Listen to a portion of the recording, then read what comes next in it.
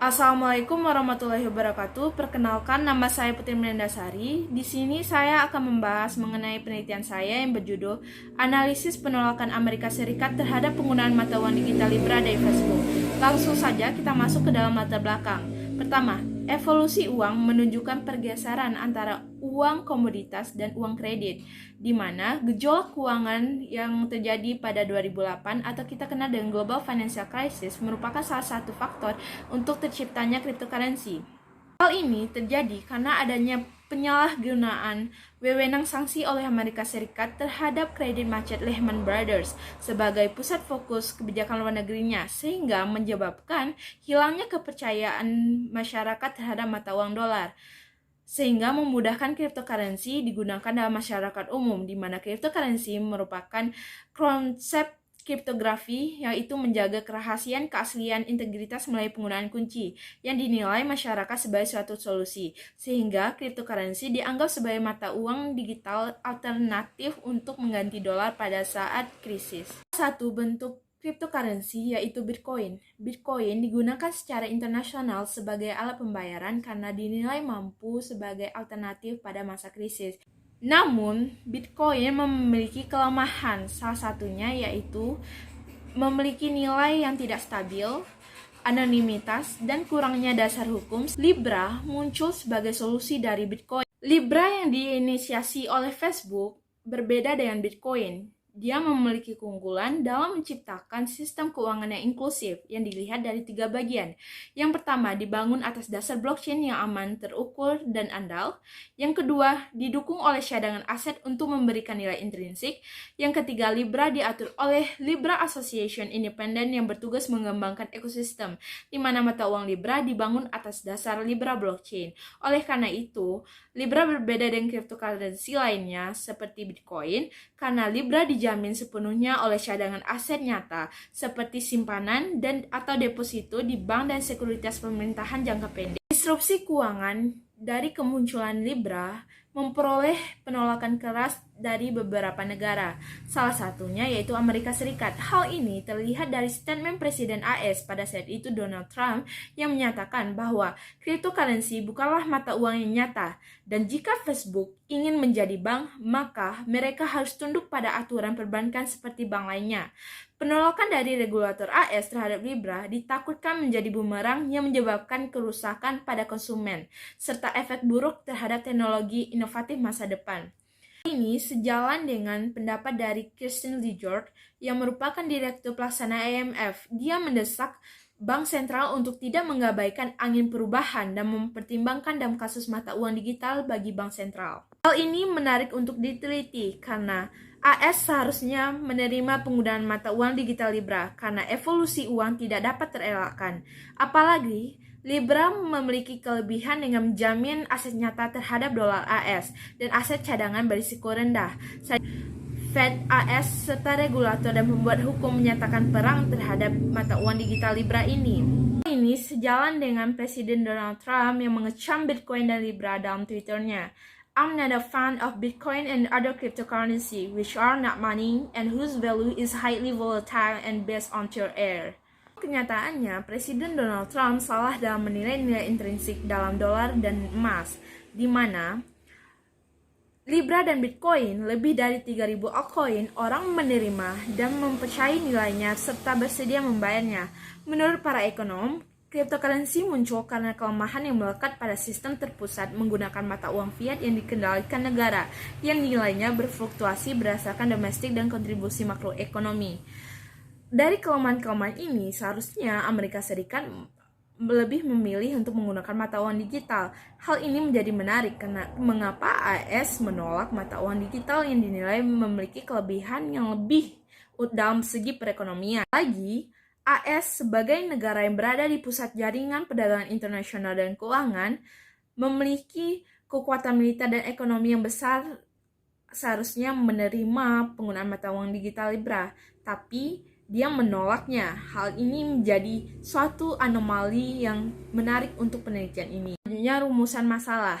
Libra sebagai mata uang digital memiliki kelebihan dalam perekonomiannya. Masyarakat global membutuhkan mata uang digital yang stabil, tingkat inflasi yang rendah, serta kemudahan akses berupa transfer uang yang cepat, lintas batas, tanpa biaya, dan keamanan terjamin yang menggunakan cryptocurrency. Kemudahan yang diberikan tersebut dapat diperoleh dari penggunaan mata uang digital Libra dari Facebook yang lebih terjamin dibandingkan kripto lainnya, seperti Bitcoin. Kehadirannya di tengah ekonomi global menjadi pergolakan tersendiri, khususnya bagi negara Amerika Serikat, yang memiliki pengaruh besar dalam sistem moneter dunia. Pengalaman masa lalu AS yang pernah mengalami krisis ekonomi tahun 2008 seharusnya mendorong AS untuk memakai mata uang digital Libra, mengingat kemudahan yang ditawarkan oleh Libra bisa memperkecil resiko krisis ekonomi untuk terjadi lagi. Akan tetapi, AS di bawah pemerintahan Trump malah menolak penggunaan mata uang digital Libra ini. Penolakan yang dilakukan AS ini menjadi hal yang menarik untuk dapat disimpulkan. Pertanyaan penelitian yang saya angkat ini yaitu mengapa Amerika Serikat menolak penggunaan mata uang digital Libra dari Facebook. Kita masuk ke dalam tujuan penelitian. Tujuan penelitian ini ialah untuk menjelaskan fenomena mata uang digital, khususnya mata uang digital Libra, dan serta untuk mengetahui mengapa AS menolak penggunaan mata uang digital Libra dari Facebook yang memiliki kelebihan dalam perekonomiannya.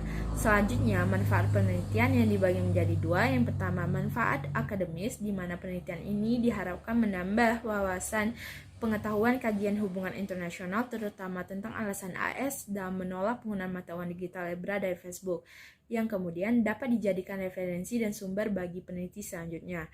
Yang kedua, dari segi manfaat praktis, di mana penelitian ini diharapkan mampu memberikan sumbangsih atau masukan yang berarti terhadap para peminat dan pemerhati yang concern pada cryptocurrency dan bentuk Libra. Kita membahas mengenai studi pustaka. Pertama, saya menggunakan artikel jurnal dari Arif Guler yang berjudul Libra The New World Currency. Selanjutnya, saya menggunakan artikel jurnal dari John Hawkins yang berjudul Will Government Lose Monetary Control to Facebook Libra Cryptocurrency?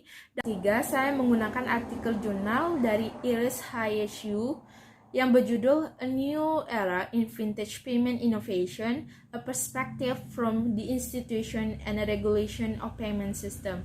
Selanjutnya, saya menggunakan artikel jurnal dari Sebastian Sketch yang berjudul Do Vintage and Cryptocurrency Initiative Make Bank Less Special.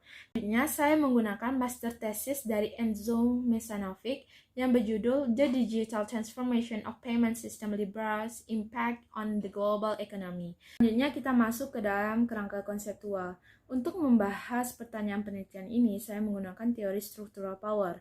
Sarjana hubungan internasional masa lalunya hanya memperhatikan kekuatan-kekuatan negara besar, tetapi arus utama HI mengabaikan cara-cara di mana struktur kapitalisme global membuat perusahaan-perusahaan besar menjadi pemain politik internasional. Nah, konseptualisasi dari struktur power sebagai ketergantungan timbal balik antara bisnis dan negara antara ekonomi politik internasional, di mana penelitian terbaru struktural power lebih memperhatikan bagaimana struktur kapitalisme menciptakan peluang bagi perusahaan vis-a-vis negara, dan cara-cara di mana terdapat struktur kapitalisme menciptakan pengaruh di beberapa negara. Structural power merupakan teori yang mengalami kebangkitan saat krisis keuangan global atau kita kenal dengan GFC pada tahun 2008, di mana saat itu terguncangnya fondasi keuangan internasional dan model ekonomi politik konvensional tertantang dalam memahami pembuatan kebijakan dan kekuasaan.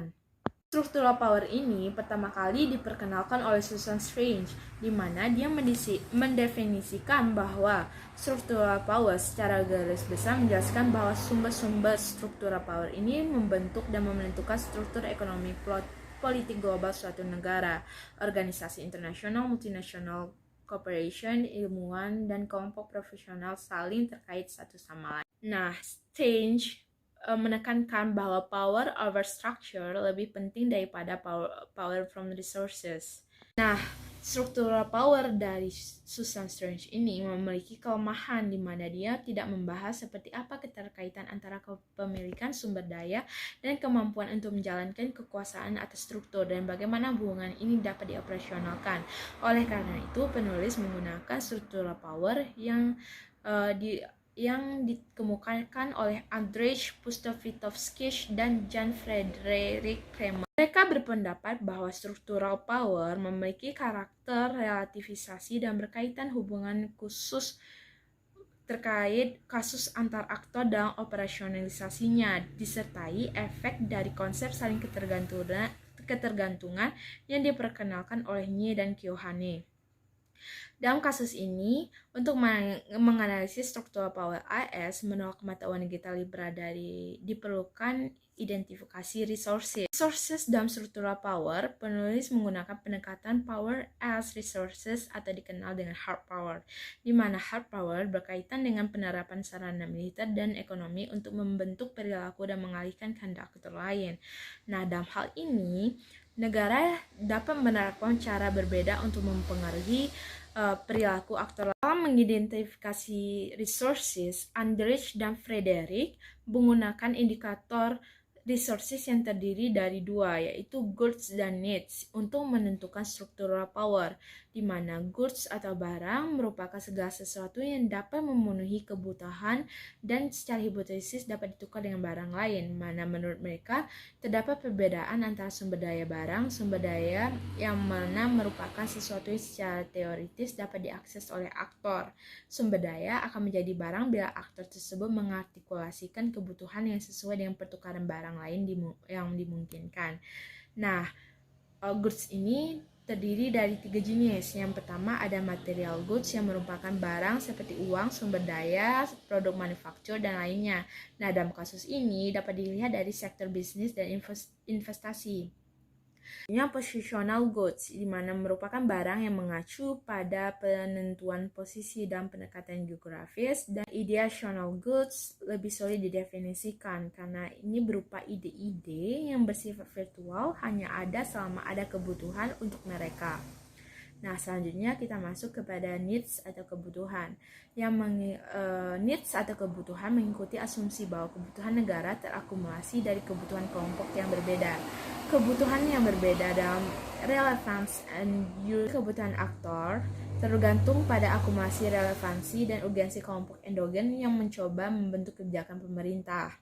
Poin utama dari structural power adalah kombinasi yang terbentuk dari kebutuhan semua pemain dan semua barang. Nah, goods yang ditawarkan oleh aktor sebagai suatu kebutuhan untuk aktor lainnya berasal dari sumber dari aktor tersebut yang dapat menjadi barang material, posisional, maupun ideasional. Kekuatan struktural ini dapat mempengaruhi aktor dalam keputusannya. Nah, mereka berdua berasumsi bahwa goods memenuhi needs negara.